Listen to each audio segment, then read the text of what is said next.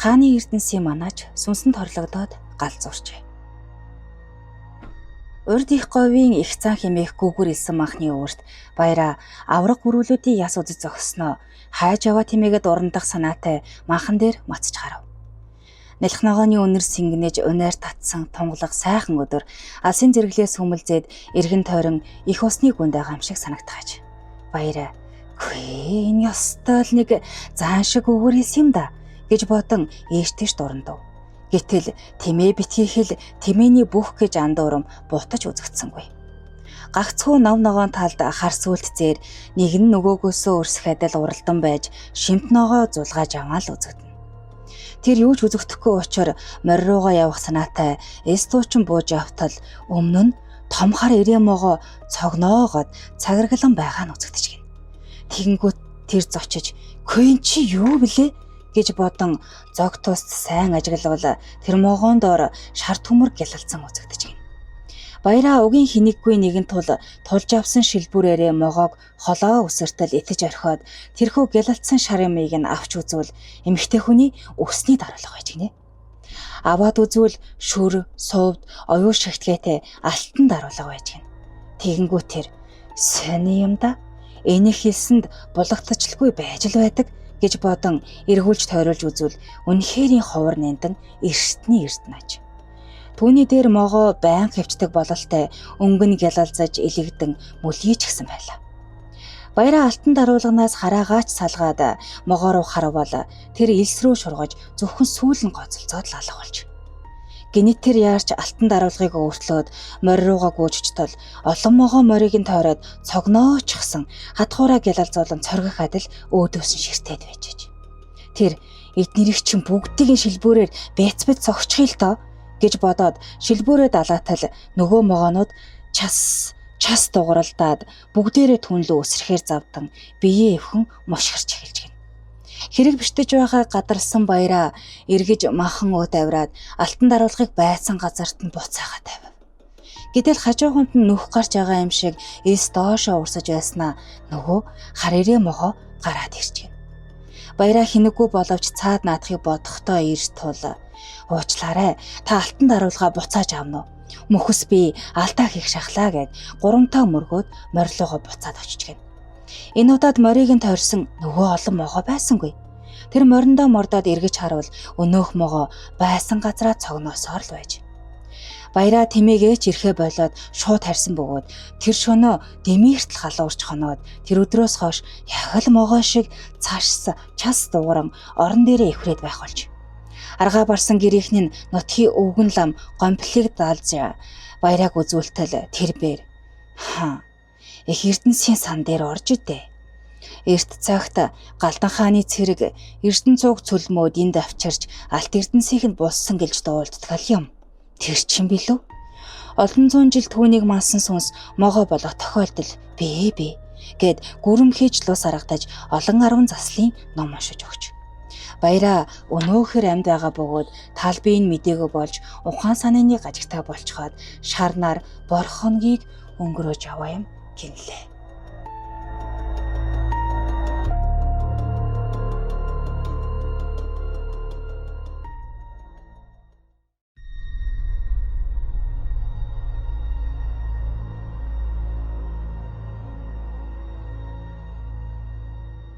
Утаа шиншигч ба мансуурагчид.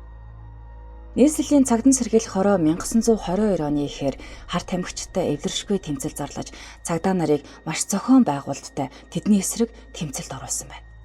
Хүрээ тэр үед гинтэргийн уурхай төдийгүй хар тамхичтын найдвартай үүрэн болжээ. Хувьсгалаас өмнө хар тамхичтай ингэж дайн зарлаж исэн утаа байхгүй. Харан хар тамхичид л өөрсдөө бусдаас нуух төдийл байсан байна. Ардын засгийн газраас хар тамхичдыг ангийн дайсантай нэгэн адил үзэж үе шаттай олон арга хэмжээ авч явуулж байлаа. Цагдаа нарч зохих туршлагатай болж. Энэ үед баг дарга цог очор цагдаа Сэрэтэр хоёр хар тамхинд жигтэйхэн дуртай болж олонний гайхлыг төрүүлж байлаа. Урд шөнө нь хураагдаж ирсэн хар тамхины ганс хар тамхийг өглөө цог очор татаж үзэхээр шидэж мухрын өрөөнд орж нэрж гашуун ихэн утааг нь хэд таатай гэгч нь үлээчээд хаалгаа шаагаж "Сэрэтэр хурдан ороод ирээ" гэв. Түүнийг нь хүлээж байсан Сретер тийшээ бушуухан орж хамраа шантайлган шиншилж үзээд хөөш наадах чин шалуур үнэртэй юм гэж Хятад ногоон тамхи, Оросын дүнсэн тамхи янжуураас арай их үнэртэй юм гэж туршигч хэлв. Тэгэхэд нь за чи энэ үнрийг сайн тогтоож авна шүү. Баг дарга тааж гисэн ялгаагүй үнэрч байх ёстой. За одоо цад болоо 2-2-оор нь оруулаад ир гэж цог очир тушаагаад ганц тамхиа нуун будг нь халцарсан модон ширээний ард суув. Сретер гарах гэснээ энэ утаачин сарнаад байна. Ахаад ингэ нэрчгээж гэхэд нь хэрэггүй дээ хэрэггүй баган дээр гэж хариулв.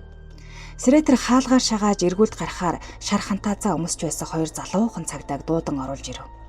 Тэгээд за энэ өрөөнд юу өнөртөж байна? Та хоёр нэг хилээтэх гэвэл үгүй тамхины утаал байх шивдээ гэд залуухан нь сайхан цагаан шүдэ гарган инээмсэглэв. Үгүй тамхи л да ямар тамхиных вэ? Үүнийг та хоёр ялгаж сурах хэрэгтэй байна. Гэхдээ нь бид хоёр ч тамхи татдаггүй болохоор сайн ялахгүй байна л да гэж түрүүчийн цагдаа нөхрөө төлөвлөж хэлв. Тэгэхэд нь алей ахаад нэг шиншээд үзгэж баг дарга тушаав. Хачин их хүн үнэр хангалж байна. За тийм ээ. Энэ бол хар тамхины утааны үнэр байгаа юм. Гэх мэтчлэн 10 гаруй цагдаад утаа өнөртүүлж бүгдийг нь зогсоож агаад цагдаа хүн үүнийг маш сайн мэдэж явах учиртай. Бид хар тамхичтай эвлэршгүй тэмцэл явуулж байна. Ажилч урагш муутай байна. Та нар айлд орсонж, гудамж, зээл, дэлгүр хоршоогоор хаанч явсан үргэлж энэ утааг шиншиж ав. Сэжигтэй газарт харуулдаа сайн тэмдэглэж аваад надад мэдэгдэж байгаарай. За тэгээд үүнээс хойш хамраа сайн цэвэрлэж нусаа нээж явах боллоо шүү. Чиний наад монхор хамарчин юу ч мэдрэхэ болсон юм а гэж цог очир тоглоом болгов. Энэ үеэс хойш хүрээ даяар хар тамхи татагчдыг ээлж ээлжээр намж эхэлсэн аж. Цог очир цагдаа нарыг хар тамхины утаа өнөртгүүлж туршилт хийж байгаад өөрөө бараг мансуурч орхисон байна.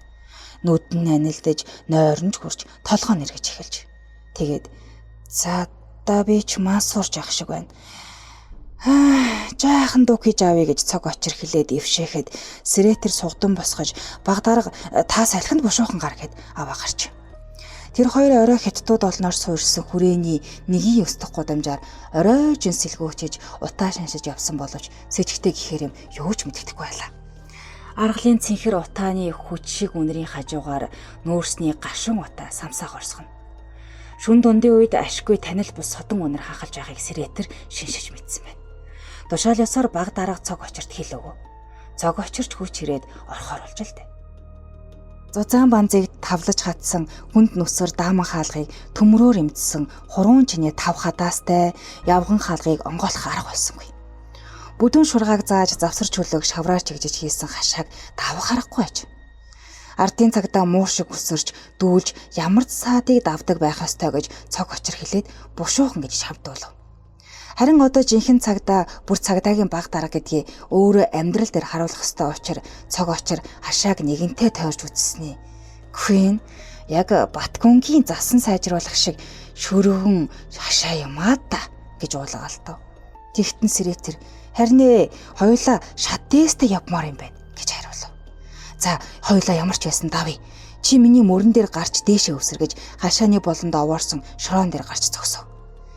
Сретер баг даргын мөрөн дээр гарч зүтгэж байж хашааны дээд ирмгээс барьж дүүжлэгдэж. Цог очир гараараа хүлээг нь тулж өгөхөд Сретер хашаан дээгүр дүүлж буухан сонсогдов. Гэтэл нохоо гинжээ хангинуулах хуцаж тэмүүлэх үед явган хаалга торхийн дүгжээн онгов. Тэр хоёр цасан дарагдсан ногооны талбай дундуур гүйлдэн цонхон гэрэлтэй байшинд хүрч хаалгыг нь зөөлхөөн тогшож чимээж агнав. Хүлээж адаад ахаад хид хүчтэй дэлсээд ав. Царил болж хаалгыг нь гүжин онгойлгож дайран орвол дотор нь хинж байсангүй. Үгүй алив Сретер чи нэг шиншээдхээ юу өнөртнө вэ? Гэхдээ нь та өөрөө гэснээ Сретер хамраа шантайлган байснаа юу ч өнөртөхгүй л байна да гэв. Тэгэхэд нь за чи бити худлаад онгосоод вэ? Чиний над хамарчин нусандаа бүглэрчгөө юу? Нэг хачин л юм өнөртэй байна да гэхэд байз давсасан байцаа ч юм уу да? Үгүй сармисны үнэр бололтой. Тэр хоёрыг гартал хурц барьсан хар хувцастай хүн цонхонд ороос үсрэн ирж ширвэн цохов. Сретер суун тусаж хурцны ишнээс зуурч аваад гут татвал өнөөх хүн хурцаа хаяад толгоогоороо цээж рүү мөргөж унгахад дээр нь гарч бархирхан толгоор нь байлгаж байв. Цог очир түүнийг хантааснаас нь угж ирж гэдрэг унгааж "Би цагдаа байна. Бүх өдөл" гэж захирангуй чанга дуугаар хэлв. Тэгэхэд нь өөдөөс нь нөгөө хүн "Хулгайч" гэж бархирч гарав. Хэд хэдэн хүн гүйж ирж тэр хоёрын руу хурд царилаар зэвсгэлэн орилолтонд дайрч эхэллээ. Цог орчир Сирэтэр хоёр гэрт нь ухран орж хаалгыг нь дотроос нь төгж чамжив. Тэгт нь "Гараад ир, мөн хулгайчийг алаад хаяндаа" гэж нэг нь бархирхад нөгөө нь "Зойроор дамжаад орчих. Буу аваад ир" гэж хашгиралдаж байв. Сирэтэр хаалганы зэс бариулаас зуурч улааж мэнчийсэн царайгаар "Яана, биднийг алах нь та буудаач" гэж хашгирав. Тэгэхэд нь "Алив, хаалганаас холд" гэж цог очир хэлэх сацуу хананд хатсан хивс нуран унаж хаалгаар заазуур барьсан цагаан алчуур толгойдоо зангидсан залуу үсрэн гарч ирээд багдаргын дээлний мөрийг сэт татгав. Цог очир гар буугаа гаргаж байшингийн тааз руу шал руу нэг буудаж "Гараа өрг, бүх өдөл" гэж хаширхад заазууртаа залуу гинтийн энэ явдалд айх гайх зэрэгцэн зог тусв. Гэтэл "Хөөе, өнөөх чи хахалж байна. Даргаа" гэж Сирэтэр хэлж амжиж. Тэгтэн дарга "Бүгдийг нь барина шүү" гэж тушааж. Онгорхой хаалгаар айж болгоомжлсан царайнууд цухалзаж хинч орж ирж сүрхлэхгүй байлаа. "Бүгд ороод ирээ. Бид цагдаа байна" гэж цог очир хашгирав. "Хөө та хоёр цагдаа биш, хулгайч нар л байна штэ." Гэхдээ нь "Цагдаа чинь шархантаацтай штэ." "За дугуй, хоошоо болцгоо. Буудэн шүү" гэв. Сирэтэр өврөөсөө шар хантаацаа гаргаж өмсөөд "Ороод ирцгээ" гэж тушаагаад ухсхийн нууц өрөө рүү орсноо төдөлгүй ам хамраа дарч гарч ирээд "Хөө, энд чинь бүгд мансуурч гисэн бүр 10-аад хүн байна" гэж нэмжлөө. Өдөлгөө бүгдийг оруулж байгаа тэр айлыг нэгжиж 5 пүнд хар тамхи, урт богино, 10-аад зис толгой, сорволтой ганц хурааж авсан байна. Энэ шөнө өөр 2 цагдаа хар тамхи ганц хурааж ирж. Маргааш нь сэргийлэх хорооны дарга гүрсэд ирж "Хөө, та нар чинь хар тамхи ихтэй, тэрч бүхэл татдаг болсон гин. Энэ үнэн үү?" гэж асуув. "Нэгэн татаж бусд нь л үнэртэж байна да" гэж цог очрыг нариган болгоход гүрсэд "Мансуурчсан хулгайч нарыг оодруулчихав да та нар" гэж хариулв. Гүрсэд энэ талаар дорвитой ажил зохиохоор шийдэж тамхи ганц хураах хангалтгүй гэж үзээд хар тамхи хэрэглэгчэд, үйлдвэрлэгчэд, борлуулагчдыг баривчилж засан сайжруулах газар суулгах зэрэг арга хэмжээ авахар өөрөг нэмж өгсөн байна. Зог очирт хэдэн цагдаа нараа өндөр хашаад авах сургууль хийлгэж гар хүлгүүлэх дээс сур авч авах бэлтгэлтэй болгож. Олон удаа хар тамхичид дээр гиндүүлэн дайран орж олон жин хар тамхи хурааж ухаан алдан мансуурсан хар тамхичдыг засан сайжруулах газар суулгаж байсан ч хар тамхи үйлдвэрлэгчид гаднаас зөөлөө авчирч буйтгэхэд өгдөг олж чадахгүй нэлээл мөнгө над байж. Гэвч хар тамхи хэрэглэгчид эрс багасч орой өдөш яаж шинжлэж илрүүлж чадхааргүй болсон байна. Магадгүй хар тамхичид нарийн нууц арганд орсон байж магадгүй. Хэдэн сарын дараа Ямдан хаанбын гэр хаваас хар тамхи үнэртэж байна гэж эргүүлийн цагдаа мэдээлэл өгсөн байна. Цог очир Сирэтэр хоёр угсхийн очиж дайран ортол гэрт юрдөөл галч ядаг өвгөн лам цай чанаад байж байж. Байшин савыг нь өнгөчөж зойронд нь нэгжлэг хийгээд хар тамхиг илрүүлж чадсангүй. Хашаанд нь гарч ирэхээр хар тамхи ханхлаад байж. Гэрт нь ахаад ортол тулганаас нь ханхлаад бүг Сирэтэр хэд шинжилж үзээд гал дотор байна тарха гэж шивнэ. Одоо Сирэтэр шинжих талаар нэрд гарч олон ч цагдаа зааж өгöd байгаа юм. Хайрцагтай аргалыг нь шалгаж үзтэл үхрийн нойтон баасан дотор дааванд боогод хатаасан хар тамхи нилээдэг болж. Галч өвгөн энэ талаар юу ч мэдэхгүй байсан тул сэжиглэх үндэс байсангүй. Гадаа хураалттай аргалыг нь нэг бүрчлэн шалгаж байтал голд нь 10-аад жин яг л аргал далдалсан хатаасан хар тамхи олдож. Өвгөн галч мэдэлгүй нэгийг авч галт түлснээс өнөр нь ханхалж энэ ноцтой хэрэг илэрсэн юм байна. Аргалыг төвдөөд холоос тээвэрлэн ирсэн тогтоогдож хэд хэдэн төвд лам хархун нэмж баригдаж. Өөр гаднаас хар тамхи хэмжээгээр зөөвөрлөж оруулж ирэх явдал үндсэндээ зогссон байна. Цагдан сэргийлэх хорооны таамаглаар Монголд хар тамхи тарьж боловсруулж борлуулдаг хэд хэдэн газар бүг тогтоосон боловч чухамдаа хаана хинбэ гэдэг дээр мухардаад байв. Цагдаа нарч хар тамхины цэцэг мэдэхгүй нь бас нэг бэрхшээл болж байлаа. Ард олон бас хар тамхины цэцгийг мэддэггүй яаж боловсруулдаг талаар төсөөлөлж байхгүй. Ер нь тэр талаар тодорхой ойлгоц муу учраа ямар нэгэн мэдээлэл хэргийн сүжүүр цагтаад олдохгүй байж л дээ. Хар тамхины хэрэг орооцолдсон болгоныг дахин дайжлан баривчилж хаанаас хар тамхи худалдаж авдгийг нь нарийн шалгахад Монголд тарьж борлуулагчд буйн эргэлзээгүй болоод ирж. Мансуурагчдын хинэнч хэрэгцээд ховор зүйл нийлүүлдэг түншээ илчлэхгүй ам нийхгүй байлаа. Зарим шүн гиндүүлж дайр шалгахад хизээний мансуурч гсэн хэвдэж байдаг байлаа. Хаана хар тамхи хадгалдаг нь андахгүй цагдаа нар өөрийн автор саунд нь буу нандин юм гаргаж ирж байгаа юм шиг л тэдний нуусан хар тамхиг төвхөө олж байв. Тэрж байтугай мансуурч гсэн хүмүүсийн салтаан дундаас ухах явдалч бишгүй л байв. Хар тамхи хэрэглэгчид амар заяа үзэхэ болж сүүлдээ гэр орноосоо цэм дайжин нууц газар 2-3-аараа цугларч мансуурах боловч цагдаагийн хурц хараанаас зайлж чадахгүй болж тэднийг үзэн ядаж занл хийх явдал бишгүй л гардаг байлаа. Олон удаагийн судалгааны үр дүнд Монголд хар тамхи тарьж борлуулагчид олон биш хитгэн хүн байгаа нь нэгэнтээ тодорхой болж цагдаа нар тэдний хойноос нойр хоргийн хөөцөлтөн ажиллаж байлаа. 1923 он Төшөөтхан аймгийн Эрдэнэван Намсрах хушуунд суушин тариа ногоо тарьж амьдардаг Жанцаг эгч хужаа хар тамхи тариалж байж магадгүй гэсэн тодорхой бус мэдээлэл ирж. Цог очир хар тамхины үннэрээр ганц мэрэгсэн цагдаа Сэрэтрийг дагуулж бурай товч сүмсэж улсын сан тариа ногооны гэрээ их нэрээр цэргийн агтнаас атар тарган 2 хээр морин унаад гарч өгсөн байна. Энэ өвөл цас их унаж бургалтай гол дайрч хараагаар дамжин явдаг гол өөртөө замаар явхаас өөр аргагүй болсон нь нууц ажиллагаанд төв хүчирч болох бай. Тэр хоёр 3 хоногийн дараа зорьсон газраа хүрч нутгийн анчин, тариачин, ногооч нартай танилцаж тариа ногооны гэрээ хийх сайн үр олвол үн харамгүй өгнө гэсэн зарыг тараагаад амжиж. Үүнийгээ үнэмшилтэй болгож үрээ ачих морь чарга хоёр хүсэж авсан байна.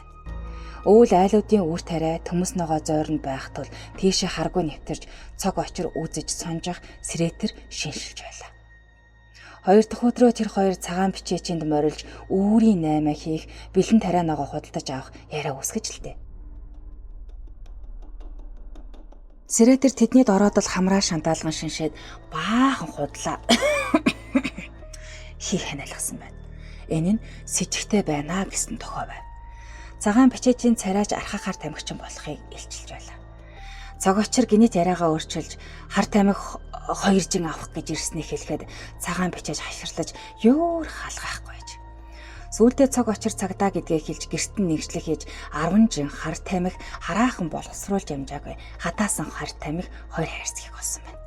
Цагаан бичээжийг шүнжин байцаан байж тарианыхаа газар 12 сажин урт 5 сажин өргөн талбайд жил болгон хар тамхи тарьж нууцаар худалдан борлуулдгийг нь хүлээлгэв. Хотод хар тамхи тарьдаг 2 ч нөхрөө илчилж өгсөн байна.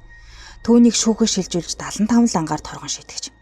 Мөн хар тамхи тариалсан 2 ч нууц талбайг олж газар дээр нь шатааж устгав. Энүүд хэд хэдэн газраас 100 гаруй фунт хар тамхи хурааж хагасыг нь эмчийн хорооны газар төгч үлдснийх нь Орос эмчийн газарт худалдаж үнээр нь ядуусыг тэтгэх хорооны газарт тусламж болгон өгч байж. Гэвч хар тамхины аянд бас л дуусахгүй болоогүй энэ цагаан өвөлд хичнээн их автсны илрэл байлаа. Ховд, Улаастай, Зүүн хараа, Амгаланбаатар хотуудад хар тамхи хэрэглэгчид мансуурагчдыг дараалан илрүүлэн арга хэмжээ авч байв. Нийслэлд хар тамхи хэрэглэж мансуурагчид үндсэндээ устсан гэж үзэж байтал Амгаланбаатар хотод нэг имгэн хар тамхи хэрэглэж байгаад баригдаж. Тэр имгэн үргэлж хэвтэрт байдаг тул хинж сэжиглэхгүй ажилдаа. Гаасаа гэрийнхээ хан туургаар гаргаж гатна хайрцагт утаагаа үлээж үргэлж өвчтөй хүн болоо хэвтэж байж. Олон жилийн дараа 1936 онд 239 хүн хар тамхи татсан ба бусдад худалдсан хэрэгт шийтгүүлж байж. 1965 онд хуучин баруун дамнуурчдын гудамжны үлдэгдэл ганц шавар байшинд өндөр настай хужаа галт хүртэж нас орсон байна. Гэтэл тэр хамгийн сүүлчийн хар тамхичин байсан нь шинжилгээгээр тогтоогдсон гэдэг. Мөн 1940 онд гэгэрлийн яамны үүдэн тарьсан цэцэг дунд хэд хэдэн хар тамхины цэцэг ургасан байж л дээ. Усчин хужаа алав таарснаас хойш хаяа ярьж тэр цэцэгний хажууд сууж байгаад явдаг нь сэжиг төрүүлж шалгаж үзээд илрүүлэн устгаж байжээ. Ингэж Монгол бүгсэн хар тамхичдын паян урт удаан тэмцлийн үр дүнд түүхийн хог дээр хаягдаж хожим бүрэн өссөн мартагджээ.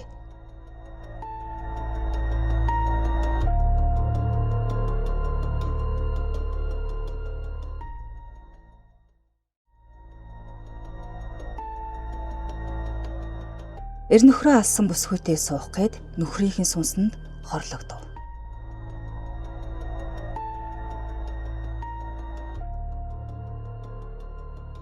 Дугурхуу гихнийг залуу Сараа гэгч хүүхэн дурлаад түүний араас өдөр шөнөгүй гүөх болсон байна. Сараа түүнд анхандаа нэг их нүүр өгөхгүй байснаа найз нар нь том компани захирал өөрөө ч мөн сэргэлэн ажил хэрэгч овсгоотой нэгэн болохыг мэдэнгүүт ашиглаж болох хүн байна гэж тооцоолон нэлээ нааштай хандах болж. Тэгээ тэр хоёр сууж ханилах тухайч ярих болж.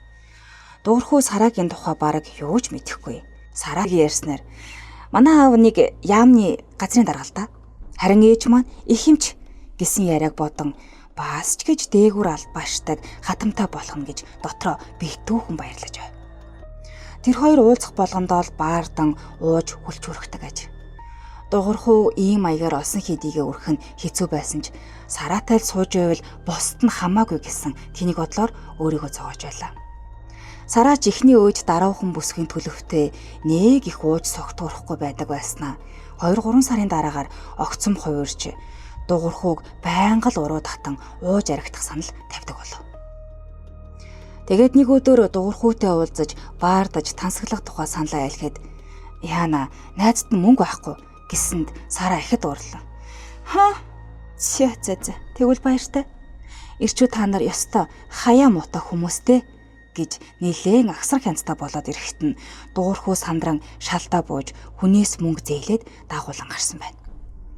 Тэр хоёр шүнд бол болтол баарнд суугаад гарах үед Сараа ихэд цогцсон байлаа. Тэгээд Сараа "За хоёулаа нэг газар очино. Чи нэмээд нэг шил арх авчих" гэснээ Дугурхуу тийш талмаар нь ширтэж. "Чи мэдгүй. Миний нөхөр гэж нэг хачин хар юм байсан юм. Хүмүүс түүнийг их мөнгөтэй гэдэг байлаа. Би ч мэддэг байсан. Найз нар нь бүр надад юу гэж хэлдэг байсан гэ? Танаа нөхөрт 500 сая төгрөг бий гэж хүртэл хэлдэг л байсан юм. Би түүнээс хувцс хунар авъя, мөнгө өгөөч гэхэд тэр өөр өгөөгүй. Би бүр цөхөртлөө гойсон. Ёстой юу ч өгөөгүй дээ. Хүн гэдэг ч амар юм блэ дээ. Гэхдээ чи тийм биш үсттэй" гэж асуув. Энэ яриаг сонссон Дугурхуу гайхсхийж "Гүй тэгээд нөхөр чин хаана байгаа юм?" гэвэл Сараа "Хаана ах вэ? Өгч гисэн. Гэхдээ яаж өгснгийг би чамд хэлэхгүй. Чи олон юм асуугаад илгүй такси барь" гэж тушаав. Сараагийн зааснаар Дэнжин мянган захын тэнд нурж унах шахсан байшин бүхий хашаанд очлоо. Сараа ихэд цогцсон болохоор нууж хаах юмгүй амьдралаа ярьж байшингаа онгойлгов. Хаалга онгоо уугүй юу тэдний урдаас чийг үнэртэж дээр нь бас шивтрийн хий хан хийлээ. Хизээч юм хин нэгэн орноосоо суурсан тэр чигээрээ хүнжил дэвсгэр нь ундуу сундуу шалаар нэг. Сараа Дугурхуу руу ёочтой нэмсгэлээ харж "За залуу минь, тэр их мөнгөтэй баян залуу бид хоёр энд амьдарч исэн юм да. Их мөнгө нь банкнд л байхгүй. Хин нэгэнд өгөөгүй. Энэ байшин л байгаа. Би бүр ирээ зөвхөрчихсөн.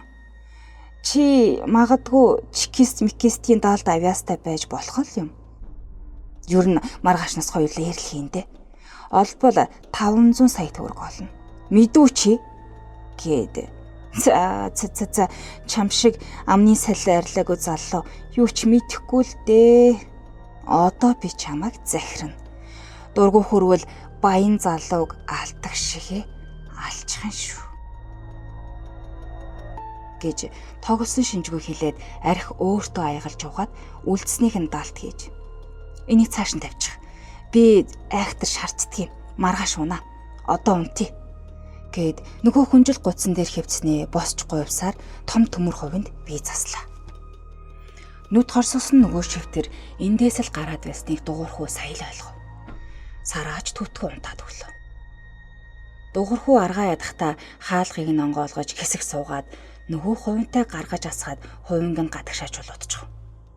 Удалгүйч байшингийн доторхаагаар цэвэршээд ирлээ.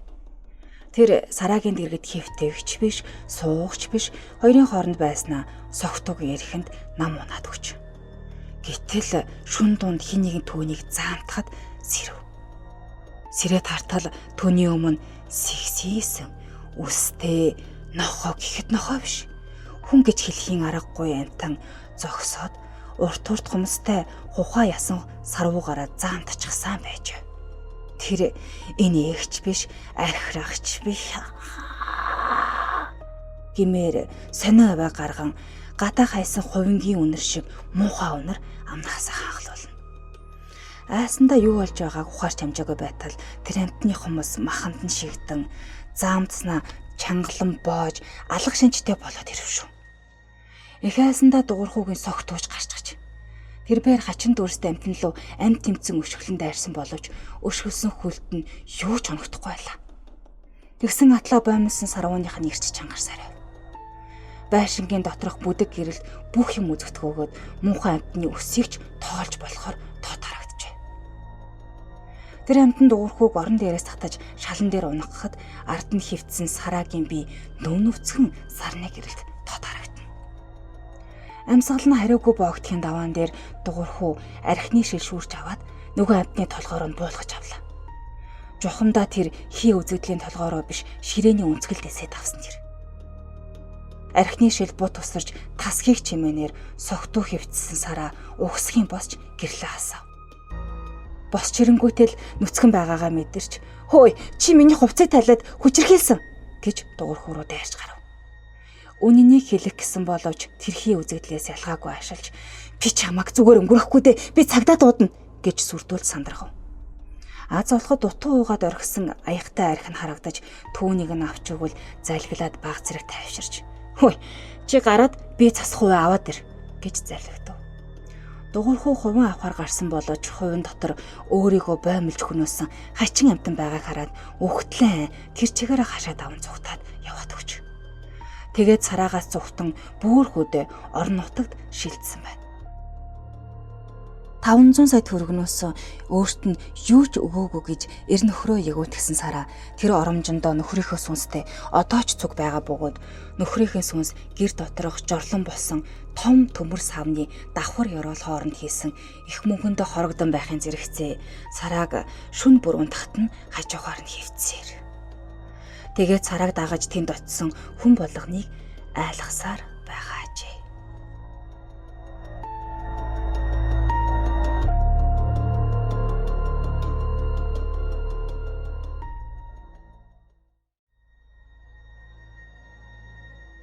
Зураг нь хил давж сүүдэрн Монголд унсан хүү. Алтай нутагт үнтэй сайхан өвөл болж байлаа. Алтай цаадах говь бүүч тулаахан, мал сүрэг тарах твэрэг сайтай, малчин хүмүүс сэтгэл тэнхрэж. Бижийн нурууны урд үзүүрт эст махны ойролцоо алтай сумын иргэн хазгар гажид авгай охин хүү хоёрын хамт үйлчж байв.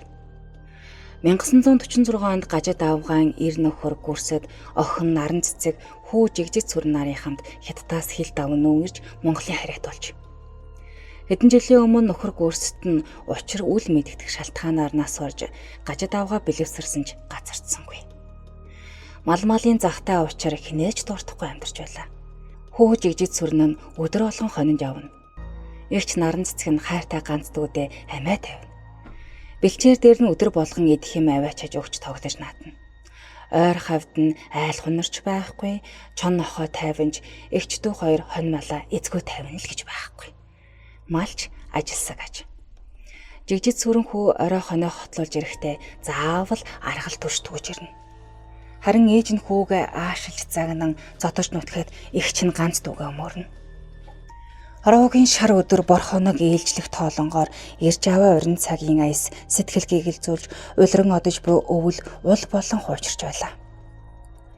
Өвлийн энэ өдөр буйтхан айлын тулгын 3 чулуу шиг ам бүлийн нэгийг дахин хизээж гэртээ ирэхгүйгээр хүр цасанд ороо далд гихч нуун авч оджээ.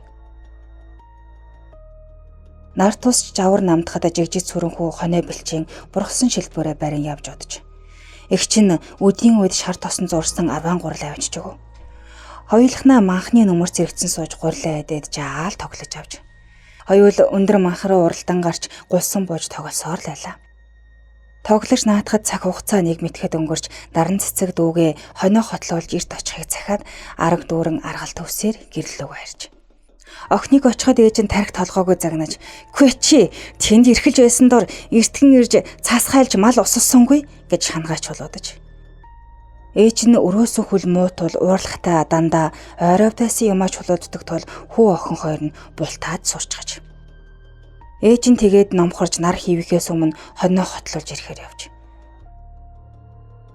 Санснаас жаахан оройтож ээж нь ганцаараа хонио хотлуулж хоёр шинэ хурагт хөвөрч ирж л дээ. Тэгээд ээж дүү хайчив гэж наран цэцгийг асуухад ээж нь жишимч үгүй.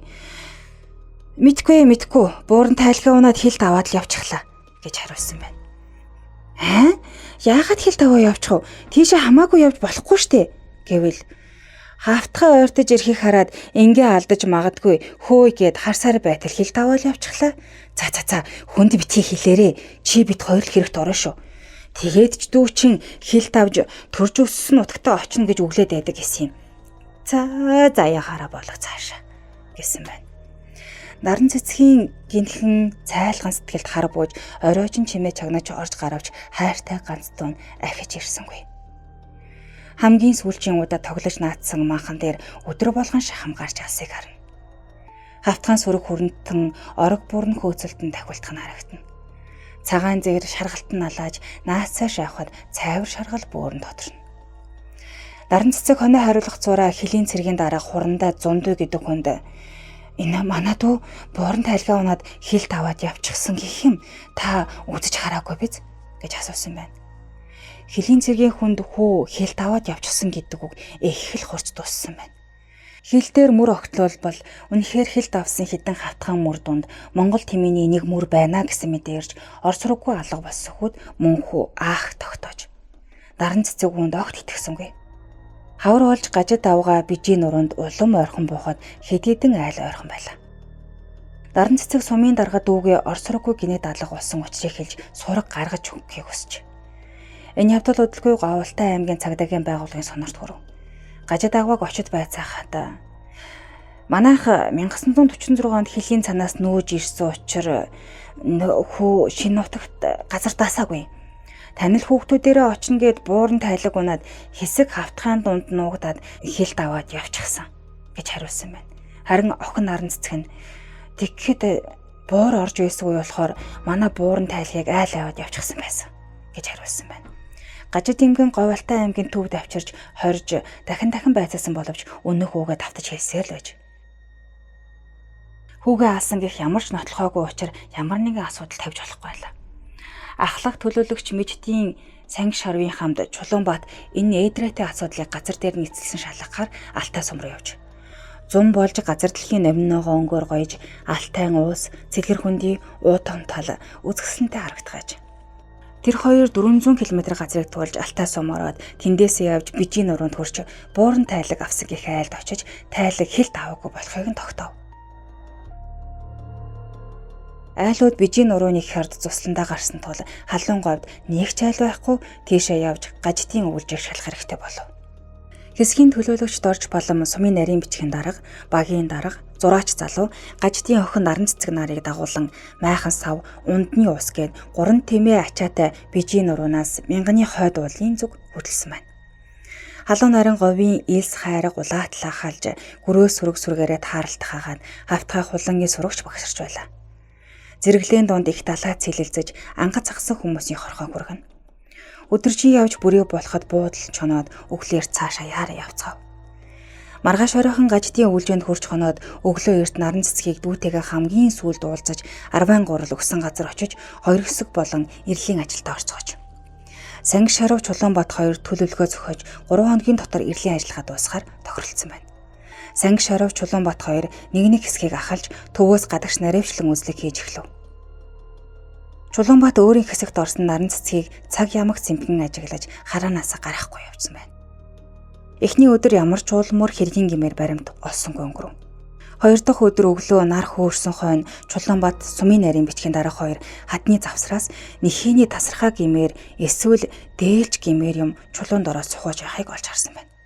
Нарийн бичгийн дарга сэжиглээд хүрч чадахгүй байхад Чулуунбаат цагдаа ганцаараа очиж чулууг зайлуулж үзээд хүүхдийн цогцос бууг олж нөхөдтэй мэдэгдэх гэж буудаж тохиогов. Тэд цугларч зөвлөлдөө зураац залуугаар анхны байдлаар шарлийн байрлалыг зуруулаад авч. Зурж дуустал уйлж унжиж буй наран цэцгийг тайд харуулах гэж оролдож байв. Хит хитэн янзаар таталбар зурж амжав. хүүг хурганы ууд толгойд нь углаж хадны завсарт хийсэн байж. Чулуунбаат хурганы уутыг авч Шарлийн толгойг нь тэмтгэж үзээд бэц зохиж алсан байна гэдгийг тогтов. Даран цэцэг хайртай дүүгийнхээ зохицыг жаахан зайлуулж оршуулах ёс гүйцэтгэхэд бүгд тусалсан байна. Хэргийн баримт болгон хурганы уутыг авч буцахад сумаас яваа хүмүүс сэжиглэн дургуутж байлаа. Хэргийн баримтыг заавал авч явах ёстойг ойлгуулж ачаанаас нь тусад нь Чулуунбаат ганцглаад буцав. Энэ үйлдэлийг олон янзаар бодож аваа Чулуунбаат гажид имхэн өрөөсөх хүл муу учраас гүүгээ хуурч дэрэгдээ авчираад толгойд нь хурганы уут углаж дарж аваад муужруулад чулуугаар цохиж алжаа гэж таамаглаж ав. Тэрээр олон хувилбар зохиосноос хүүхдээ хуурж дэрэгдээ авчирсан байх гэх хувилбар арай илүү оновчтой санагдсан байна. Говийн халуун хол зам хоёрыг анзааралгүй нэг л мэдхэд туулсан байж. Хурганы уутыг гажид авгаад харуулхад цочиртонд ав хийснэ. Миний хүүгийн урьж авсан хурганы уут мөн байна гэж хэлээд уутаа тэрэн үнсэн уйлж байж. Тэгсэн хэрний ганц хүүгээ алсан хэрэгэ хүлээхгүй бүр ганц охин руугаа хүртэл чихэж тэр алсан бие мэднэ гэж олон хоногоор охиноо шорон суулгаж байцаалгаж байж.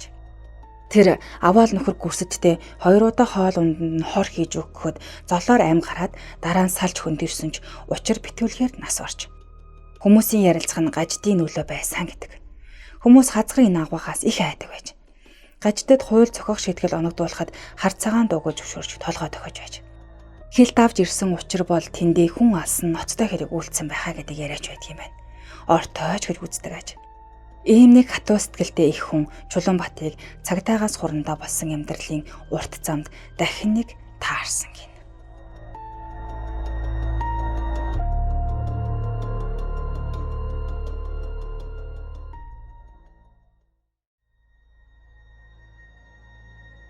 Дэнжин мянган хүнсний захын хашаа чөтгөр шуламтай газар байрлажээ.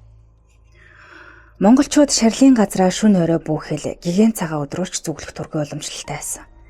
Гэтэл өдгөө тийшээ очих нь бүүхэл зарим нь талигачин шарил дээр гэрээ барьчихсан.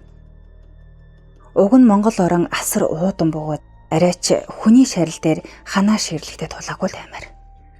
Гэтэл Дэнжин мянган хүчит шонхор хүсний зах ердөөл талан давхрын шарлуудтай хаяад ирлээ оршдог. Харин тус захын баруун талын айлууд бол ерөөсөө л үе олон шарил дээр хашаа хатгаад ханаа ширлэн амьдарч байна. Тэгэхээр шарил дээр амьдарч байгаа хүмүүст ямар нэгэн муу юм болтгүй хэрэггүй. Үгүй юм да. Энд хангалттай олон баримт байдаг аж. Баримт 1.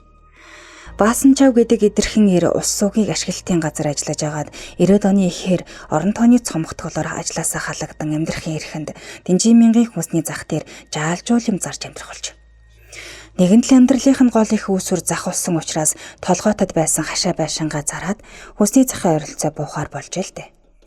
Хаа очиж овоо гайгүй хашаа байшин хэр таар үнээр авч чадсан учраас хүлэн газар хүрэхгүй баярлж. Гэвч олон нялх нойтон хүүхдтэй Баасанчавынх удаач үгүй уг газрынхаа ич шидийг үзэж эхлэх нь тэр. Уг нь хаяанд нь шахуу байрлах шарлуудыг хараад угийн шүтлэггүй ирэм хоёр оогч тоосон ч үгүй. Харин үл мэдэгдэх шалтгаанаар дөнгөж мүлхэж байсан баг хүүхэд 2 дугаар ангид сурдаг хүү хоёр нь ойр орхон цуваад орчлон хорвоог орхиход л юунд ч очирдгоо байсан ирэм хоёр сандралтаж эхлэх нь тэр. Бурхан шашин лам хувраг өчтөчнөөн газраар чадлын хэрээр гүйсэн боловч гашуун зовлол нь яагаач үгүй байж. Хүүхдүүдээс хойш сарын дараа эхнэр ариунаа нь савл хийвэл юм харж уян солиорох болж. Амьдрал ядуу учраас дөн өвлийн хүүднэр нүгэд явчих боломж тэднийд үнэндээ байсангүй. Арга буюу эхнэрээ тэр хүүхэндээ асарч тойлоод л байж. Сүүлдээ өдрөн зүгээр байсан эхнэр нь хариу бүрий болоод ирэнгүүд өөдрөө хуруугаараа зааж царайн зэвхэрснэ. Хөөе, Бааска, тэрийг хараач. Энэ одоо яасан олон хитэд Монгол өвгтлүүд байна. Хөөе, тэд намайг авах гээд байна штэ. 2 хүүг минь тэд авсан. Гэд орилж байснаа амнаас нь цагаан хөөс сахран унчдаг болж. Энэ байдал нэлээд удаа үргэлжилсний дараа нэг өдөр Баасанчав эхнэрээсээ энэ тухайн асууж гин. Эхнэр нь айсан янзтай ийш тийш харснаа. Тийм ээ, тийм Бааска минь. Миний нүдэнд орой болохоор л тэр үхтэл жүт төрөөд харагдаад намайг авах гээд байт юм. 2 хүүг маа ч гэсэн тэд авсан. Тэрч битгий хэл нас барсан хоёр хүү маань шүн дунд ирчгээд намайг авч явах гэдэг. Эндээс нүүхгүй болохгүй. Хүлдэж өгсөн чамаагүй үлдсэн 3 хүүгээ аваад эндээс нүүе гэж уйлан хайлан гойж. Аимшигтай зүйл сонсоод аргаа бараад айж хэрвээдсэн Баасан чав. За та ямар ч байсан 7 хоногийн дотор орох орон олъё. Чи минь жаахан л тисч байгаараа гэж хэлсэн байна. Гэвч ад шулмын хорлол Баасан жавыг орох орон олохыг нь хүлээж төвцсөнгүй. 2-3 хоногийн дараа эхнэр нь 3 хүүхэдтэй нөхрийнхээ хамт орхиод хорвоогоос ингэж ирж. Энэ бүгдээс айц очирсан Баасан жав тэр доройл 3 хүүхдээ дагуулan гэрээ орхиж явсан бөгөөд өдгөө хүртэл тарин шанаар тэнэвчилж явна. Харч бай, шарч бай, ямар ч үндэстэн үхэгсдийнхээ шарил дээр нойрсдгүй хийнч мэднэ. Үүний хариуч Баасан жав гих эрийн гэр бүлд тохиолдсон байна.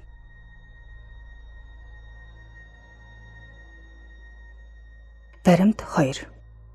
7 сарын 8-ны орой Урхангаагаас хонь авчир зарсан Балдорж, Сүгдорж гэдэг ах トゥ хоёр орой хариу бүрий болтол хонио зарчгаад үлдснийг нь хэрхээ мэдэхгүй байснаа захын ойролцоо харж хоноглохоор шийдцгээж. Хотод ирсэн айл нь яармагт учраас үнэндээ тийшээгээ хонь туугаад явах арга байсангүй. Хүсний захын хашаанд өөр хүмүүсийн мал байсан учраас хажуу хойвгондоо айлтай тэгээд ч шарлын газар элдв бусын дээрэмчийн энэ төр байхгүй гэж тооцоод хүсний захын дэргэдэх хэдэн хятадын шарил дээр малаа хэвтүүлээд хоноглохоор болж л дээ. Үнэхээр шөнийн цагаар шарлын газар ямар элэнцгийнхэн л өөрчин дээрэмчин байх вэ? Харин шүн дундын үед хонинд огтхой болон хуйларч зүгтаад нэг газар бөөгнөрөөдөж. Удаачгүй байтал тэр хоёрын нүдэнд янз бүрийн дүртэй нүцгэн шалдаг хүмүүс үзэгдэж эхлэхээр нь хумгийн хониотойн цогтож годомжны болонд хоногт хүрүүлсэн гин. Ганц хоёрхон жишээ дуртахад л юм. Ер нь сүүлийн үед тэр хавар хий үзэгдэл байнга үзэгдэх болсон юм гэнэ лээ.